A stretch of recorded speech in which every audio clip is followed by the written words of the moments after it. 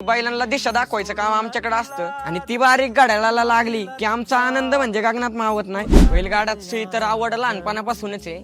लहानपणापासून बैलगाड्याचा नाद आहे आणि आपली परंपरा आहे ती आपण केलीच पाहिजे. बैलगाड्याची आवड तर आहे. हायटी वजनामुळे तर बैल आपल्याला झुकता येणार नाही, म्हणून मग मला घोडीचा पण नाद होता. मग मी घोडीवर बसायला लागलो. मला आवडायला लागलं नाही का घोडीवर बसणं, पण भीती पण वाटायची मनाला. पण तरी पण मी बसत गेलो. घरची तर म्हणायची सगळं कर पण घोड्यावर नको बसू, कारण घोड्यावर बसल्याने तुला लागलं बिगलं काय कमी जास्त झालं पुढे जाऊन अवघड होईल. मला सगळेजण विरोधात करत होते नाही का, घोडीवर बसू नको, आपलं कॉलेज वगैरे कर आणि काय तुला ज्याच्यात इंटरेस्ट आहे रील्स बनवतो तू ते बनव. पण माझ्या मनात मी जिद्द ठेवली होती की मला घोडीवर बसायचंय म्हणजे बसायचंय. घोडी बघायला गेल्यावर एकदम रागट स्वभावाची, पण माझं तिच्यावर एकदम मनापासून प्रेम आहे. आतापर्यंत मी तिच्यावर बसतोय तर तिने मला कधी धोका नाही दिला. ती स्वतःला लागून घेईन पण मला लागून देणार नाही. बैलगाड्याचा नाद जास्त आहे, शिक्षणाचा कमी आहे, पण शिक्षण पण झालं पाहिजे. त्यासाठी जर कधी सुट्टी असेल तर मी बैलगाड्याला असतो. कंटिन्यू वेळ बैलगाड्यालाच असतो. कॉलेज असेल 2-3 लेक्चर जे महत्वाचे मी अटेंड करतो आणि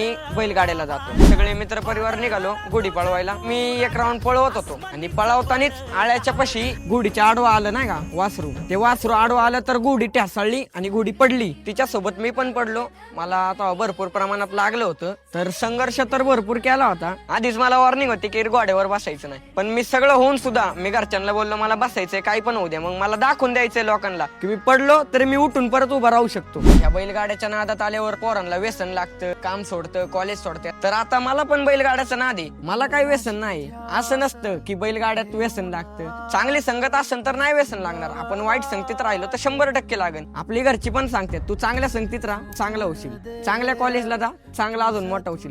तसं आहे बैलगाड्याचं. आपण आपल्या बैलगाड्यावर भरपूर प्रेम करायचं. आपलं व्यसनच बैलगाडा पकडायचं, तर कशाला दुसऱ्या व्यसनाची गरज आहे आपल्याला.